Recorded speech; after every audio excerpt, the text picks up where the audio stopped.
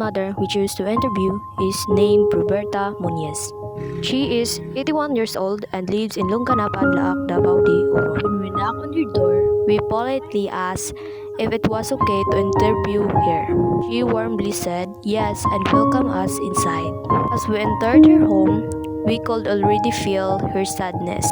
She is still grieving the loss of her child. Nanay Roberta shared her life story with us. She now lives alone in her house. Because of her old age, she cannot no longer work. So her other children are the ones providing for her needs, especially her foods. What touched us the most is how deep her pain still is. She still longs for her child and has not fully accepted that her child is gone. When she first saw her child lifeless, she felt so overwhelmed that she thought about giving up on her own life. But she did not let that thought take over her mind because she knows there is God. Even though she is still hurting and struggling to accept everything, she holds on to hope. She believes that one day the pain she carries will slowly fade. It says in 1 John 4:8, God is love.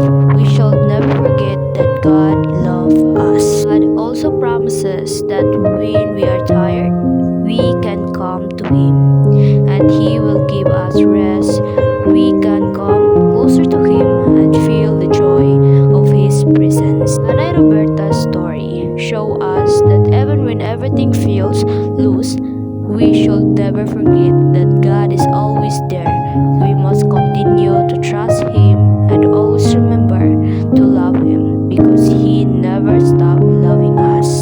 At the end, we give Nanay a tight hug so she could feel that she is not alone. We also gave her the small blessings we prepared for her and reminded her that everything has a purpose. God still has a purpose for her life. That is why we should never think of ending our own life because only God knows when our time will come. As God says, I create you from dust, and to dust you will return. Calm down, God is always on time. We are nothing without Jesus.